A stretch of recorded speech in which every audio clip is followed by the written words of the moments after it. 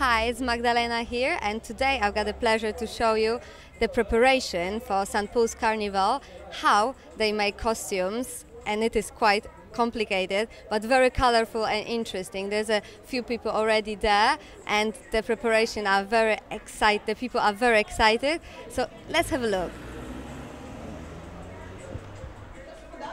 Oh, I can see the first costume, which is amazing. I can see a big bee, and it looks quite heavy actually. I don't know who's gonna wear it on Carnival on the parade, but have to be someone strong.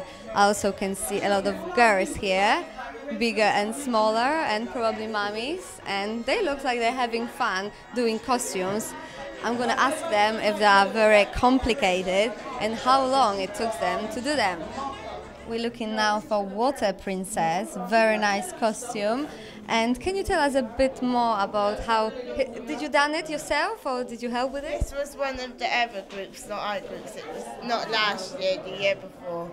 We all helped make as a joint costume. How long it takes to do something like that? About 12 weeks to 14 weeks for the It's really long. Yeah. Well, it have to be fun as well. How it was for you? It was very fun. We got to learn how to make this big one and that one over there, and all of these big ones which are behind. Can you explain how did you do it? Because for me it looks too complicated, definitely. We use fiberglass rods for these bits, and we use fiberglass rods for all of this to make the structure. Then we were using fabric and like a metallic-y material to make the scales. And then we use a backpack which comes already made, and we join the belts on. And then we have the lovely trimming which comes from Trinidad for this costume. These are the mermaid tails which goes onto the back of this costume. So this one here goes onto the shoulders, and then the mermaid tails which are over here clip onto the back. And when if we dance, if we shake our waist, the tails shake with us. Oh, very clever. How about this one? Looks a bit scary, the red one. One from a couple of years ago, which was when we done fire, which was our main one for fire. I like it. Is it a big fun when you're doing a costume? Yeah. How it is? We get all the children involved, all the families. It's a community group. We are with Kevron now, and we're going to talk about this year's theme, which is Caribbean African Folklore. Can you tell us about this costume? Yes, we have here the La Noblesse, and this is just a sketch. It's a rough sketch of what the costume should look like after we decide to actually create the costume.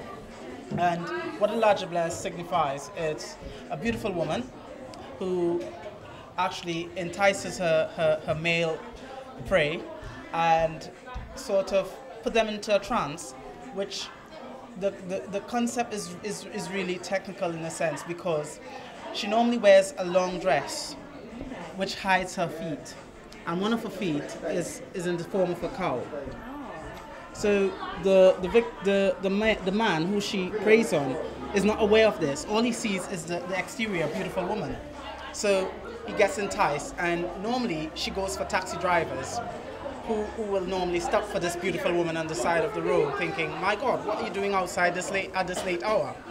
And with that, because she smells very sweet, the perfume acts as a tranquilizer, which sort of puts the man into a trance, and he's not aware of what happens to him after that, and wakes up in the morning in a picker bush, a patch of picker trees. So she doesn't harm him, but she just has his way with him, if you know what I mean. That's very tricky, I have to say. Yes. But you said this is a folklore from Caribbean or from Africa?